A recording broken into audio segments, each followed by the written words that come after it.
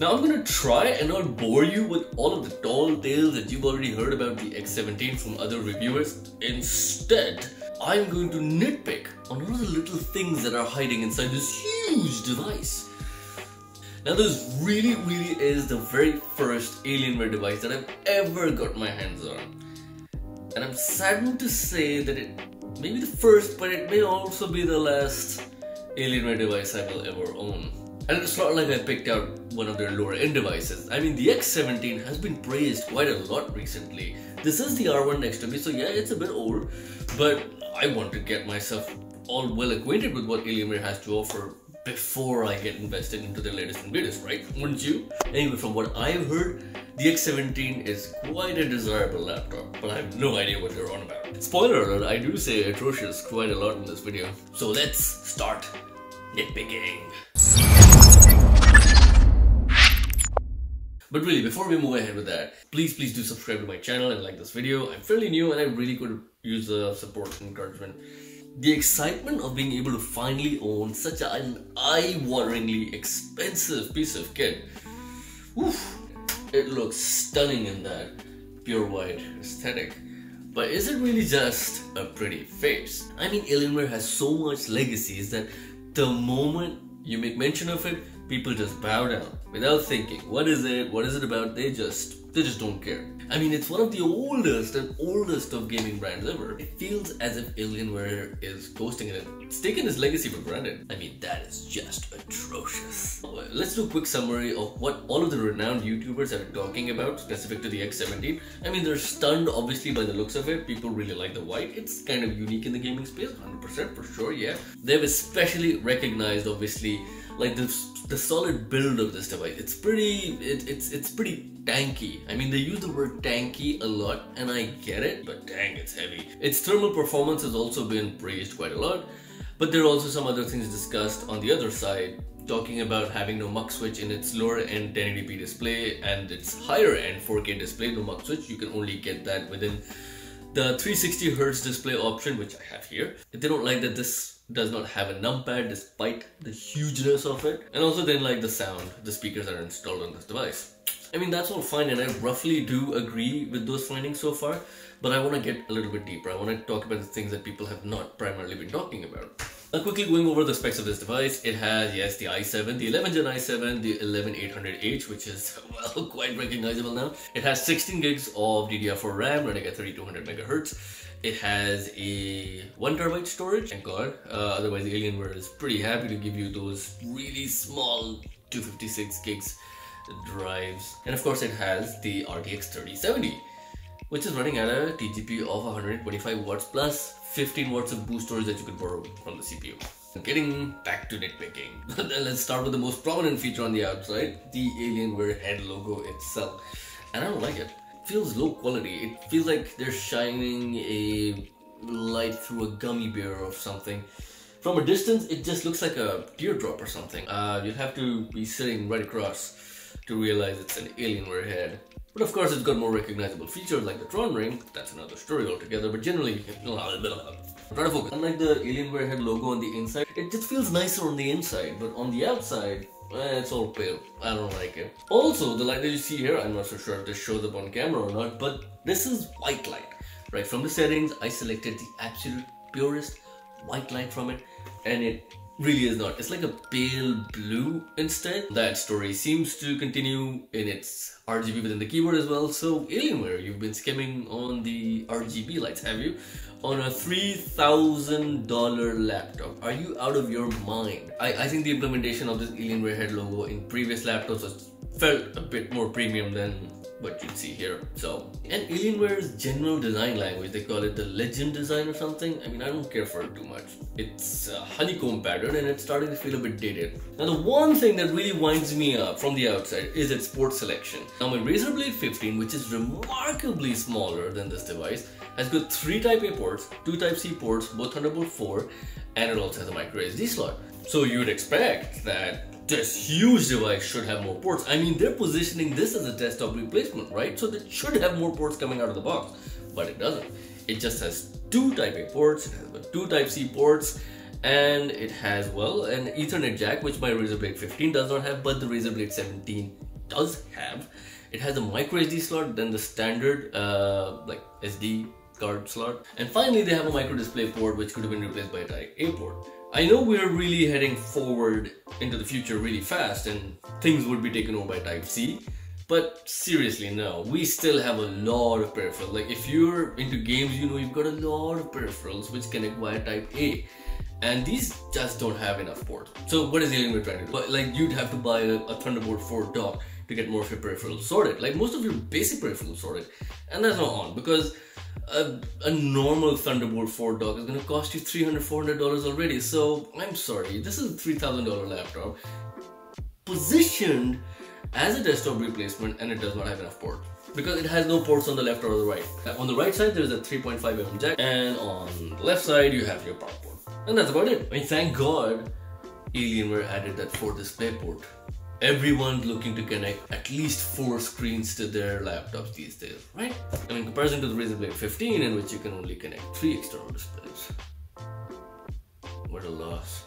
Also, before I forget, if you take a real close look at these ports at the back, you'll see there's a slight gap between the body of this device and the port itself, which means you can see that blue PCB on the inside. It's not like there's going to be a lot of dust traveling in from that little part, but seriously, for a laptop of this caliber, of this legacy, of this price point, there shouldn't be any gaps in the chassis. Now another thing about the ports is that when this strong ring around is well lit, and sure, it's a pretty signature sort of a look, it looks kind of cool I guess, but when it's switched on, there's no way for you to see what's inside those ports there. You've got to shine a light in there to figure out where you need to shove what in, because your eyes just can't adjust to that contrast there.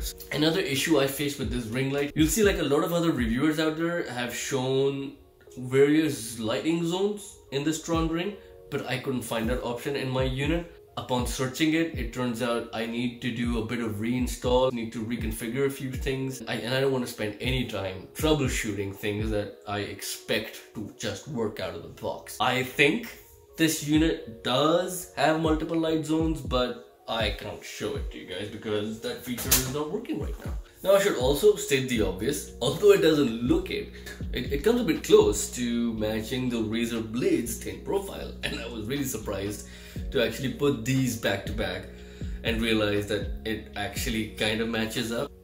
For some reason it just does not look it. With that thinness, there's still not a lot of lightness. It's still a pretty heavy laptop, weighing in about 3.7 kilograms. That's quite decent weight to be putting in your backpack. Now I think I've nitpicked enough on the outside, let's go on the inside. And the first thing that you probably use is this. I mean, do you hear that?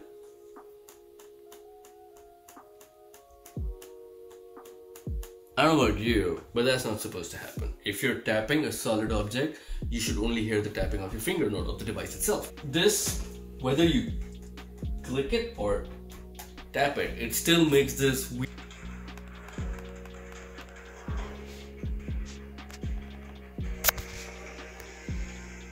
rattling noise, which is quite irritating for me.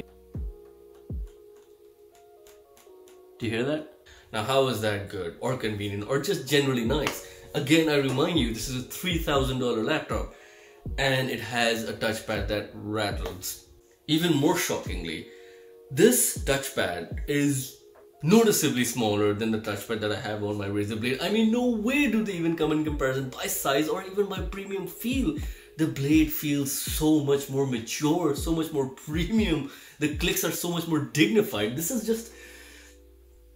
I did not have to go far to nitpick on the keyboard because the first time I ever experienced this, the keyboard randomly skips letters. When you're typing things down, it would randomly just forget to take an input of one of those sort of things. Now go ahead, Google this. There are a lot of users who have complained on this problem and they have been suggesting BIOS updates and some other updates. I'm sorry, I don't want it. When you get a new Alienware device, you want it to be working perfectly. You don't want troubleshooting out of a brand new laptop, and I couldn't be bothered. Honestly, it's skipping letters. I had to reset some of my password because I thought I had forgotten my password, but it was just skipping a letter and I couldn't see that. Oh, atrocious. I forgot to say that word actually. I should say that. Atrocious, atrocious, atrocious. Atrocious logo, atrocious port selection, atrocious touchpad, atrocious port build quality, atrocious keyboard. Now typing experience on this keyboard, I mean it's not bad, but it's not something to rave about either. It feels like it's more comfortable than the Razer Blade because it's got bigger keycaps and it's got better key travel. However, it still feels as squishy as the Blade. You know, like there's the firm actuation point that one would normally enjoy when typing really fast. It doesn't have it. But the other thing that's bothering me even more is that the secondary functions on this keyboard, for example, the percentage and the $sign, they are not backlit.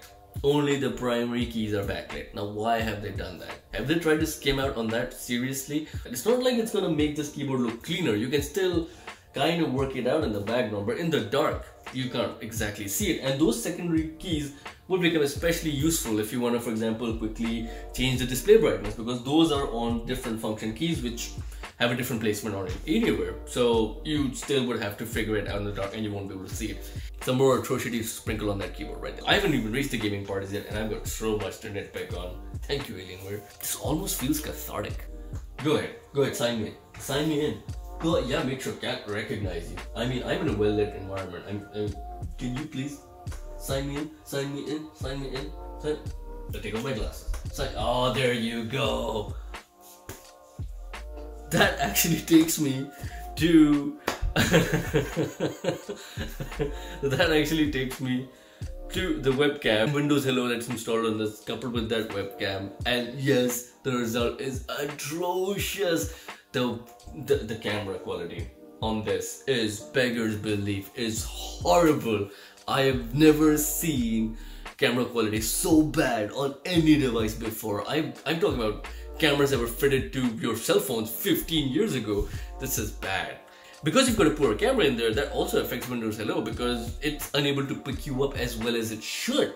And it takes a long time for you to rock back and forth for you to finally get signed in after being recognized.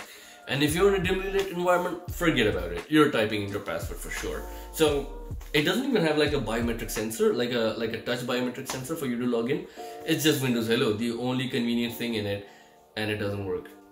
Atrocious. Sorry. Talking about that 1080p display, which is not nearly as charming as people have led you to believe. Now listen to me. It is absolutely criminal for Alienware not to include a QHD option in this. Now, try and think about this for a moment. The phone that you're probably watching this video on is also most probably a 1080p display. The size of the screen on your phone and the size of the screen here is quite different. Now, if you try to stretch that resolution to this size, you will see pixelation. There's no other way around it. On a 15.6-inch display, meh, it's still there.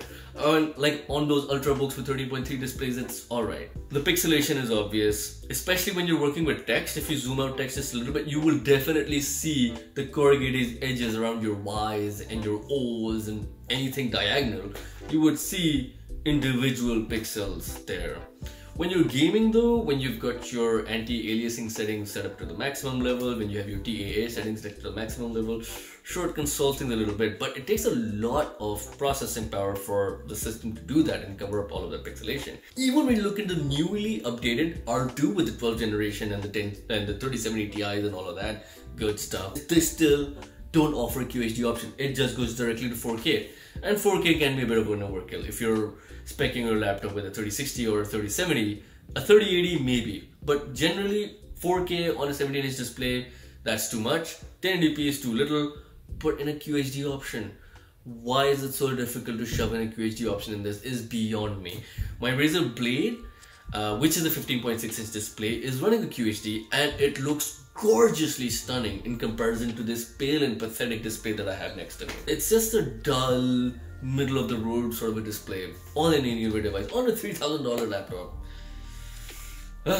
Now I know it has a 360Hz display, which is pretty fast. But seriously, I challenge you, you cannot find the difference between a 165Hz display on my Razer Blade and this 360Hz display here on the Alienware. You will not be able to tell the difference. Okay, granted, let me qualify that statement by saying that I'm a pretty casual gamer. It's not like I'm doing esports championships, and maybe they could tell the difference in that competitive gaming, but really, I mean, you don't need 360 Hz all the time. It drains more battery than it should as well. You don't need that refresh rate, honestly. And even when you're running AAA titles on this, like I'll give you an example. So when you're playing the new Modern Warfare with all of its setting maxed out, ray tracing turned off, with DLSS turned on, you'll get around 160, 170 frames. Now that's a pretty good frame rate with this laptop's profile. What do you want to play? Counter-Strike 1.5? CSGO? Yep, sure, it might reach those levels. There's some other games there as well that might reach those levels, but they're just a handful. You're buying this laptop to play good quality AAA titles as well, which look good. When you're spending $3,000 on a laptop and not on a PlayStation, for example, you want this to look good. And games don't look good on this. I'm sorry. They might look fast and fluid, but they don't look good. And how can we forget the absolute stone cold atrocity of its speakers? I know I mentioned at the start that people have expressed their displeasure around the speakers. Rightly so, these are pretty terrible speakers. But do you know that most of these devices are shipping with a defect in its left speaker? Now if you Google it as well, that your left speaker is making a crackling sound, you'll find quite a lot of people complaining about it. And let me demonstrate how pathetic that is. Now this is the right speaker. You can hear it. And then the right speaker to the left.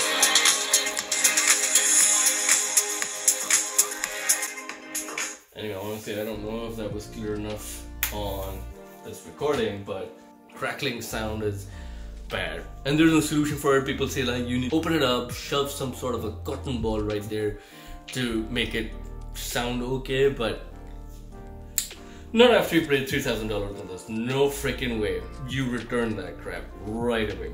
Atrocious. Another point of atrocious. I get to say that again. Battery life, I don't even want to get started. It has around an 87k milliwatt hour battery, which is a pretty decent size. Now this size was able to give me, on active usage, the best that it could ever give me was roughly around 2 hours. It's not even worth mentioning. Clearly, this needs to always be plugged in. Forget using it on maybe flights, forget using it in a cafe without a power plug. That's just not possible. Don't even think about it. Now also talking about that Alienware software, a lot of reviewers have also talked about this as well, that it's not very intuitive and they just generally don't like it. It's not just well thought out. A few things do bother me a lot. Like when you want to change the RGB light on your keyboard, you can't even make like a drag drop selection of your keyboard like you would on any other normal software. For example, Legion's Vantage software or Razer Synapse. You just drag and drop whichever keys that you want, or you press Control or Shift and you select the keys that you want and you change their color or change their effects or whatever that you want. But in this one, you've got to individually select them and individually give them colors if you want a custom selection. There are some presets available. For example, you can preset select WSD and give them a different color effect, but it's just such a poor experience that you just sort of don't bother with it at all. Even in terms of effects, it does not have a lot. Now I'll give an example. Legion, which has been using Corsair software, has the ability for you to set a key and command that key to show you the temperature of your GPU or your CPU using colors, right? So it will, for example, shift from green to red when your temperature is running a bit too hot. Or you can have the sound, like the equalizer of your sound display on your keyboard as well, like things of that nature. Like for a very gamer-esque laptop, that was very surprising for me to know. I thought I would get all of the options under the sun when I'm using an Alienware, but that is not the case. Also, they've got so many multiple software. There's Alien Command Center, and then there's My Alienware, and then there's Alienware Update, and then there's an Alienware something else. These are different software which require different updates, which are managing different things of this device, and that is quite annoying for me personally, because I just want a one-stop shop wherever I can set everything and where I want to see the system's performance, be able to monitor its its logs, be able to change its RGB, be able to shift between the Advanced Optimus to a dedicated GPU version, all of those sort of things, be able to update my drivers. It took me 2 days just to get this device completely up to date because one software was not talking to the other software in terms of updates. And maybe that's what messed up its settings on the Tron ring lighting for it to be able to manage and add that per key lighting zone. It just doesn't even read it. And I'm not going to go into Alienware software and manually download drivers and troubleshoot for this. You pay too much money for this, alright? Seriously. Now let's finally talk about when you're actually using this device for its purpose, which is gaming, right? But before that even, when you're using it for casual browsing, when you're using it for, just watching a video, listening to music, on your headphones, hopefully not in speakers. Now at the moment this device is dead silent. No fan at all. It does not need active cooling right now. It has 4 fans, which means yes, you can expect it to be noisier than its competition because, well, 4 fans. And not all 4 of them are cooling the active components. The secondary fans are more there to help ventilate the chassis in general, to be able to move air across RAM over the SSDs to keep sure that all components relatively stay cool, and that's a great concept. But when you start looking at some videos or like open maybe 10 tabs or something, there's that constant lower bass note of fans that will be always there in the background. They don't shut up. For me, that has been the experience. Maybe there's a bias update out there which can help solve that. But in comparison, my Blade is quite discreet, whereas this makes a lot of sound. And don't even get me started on when you're playing games on this. Allow me to demonstrate that. Now when you press function at 1, it ramps up its fans to its fullest capacity. Are you ready?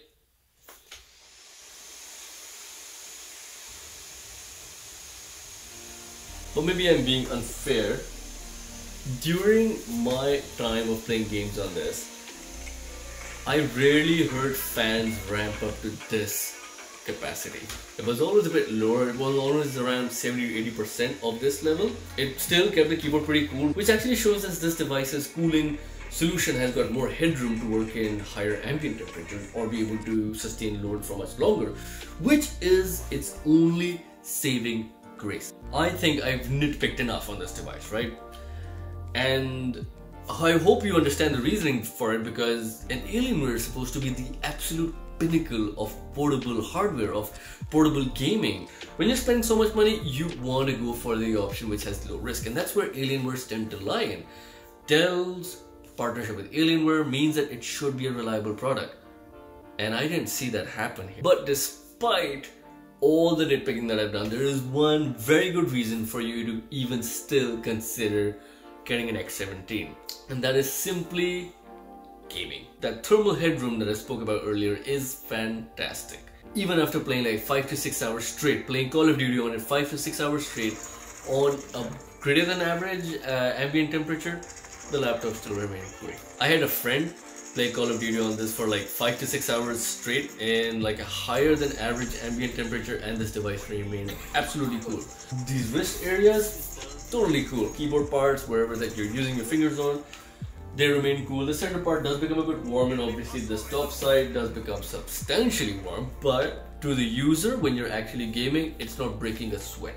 You will enjoy playing on this for long hours. So if you're the kind of person who's currently using a desktop and spends a lot of time playing games on this and are worried how a laptop would be able to bear that sort of a treatment, well, this is your answer. And being able to do that is also especially remarkable because it's not using an underpowered 3070 in this. Oh no, it has the full 125 watts, which is higher than the average that you'll get in other competitor laptops. So this 3070 is better than the other 3070 that you'll find on other laptops because it's able to pull more power, and that's going to give you better frames, that's going to give you better stability, it's going to give you a better gaming experience in general.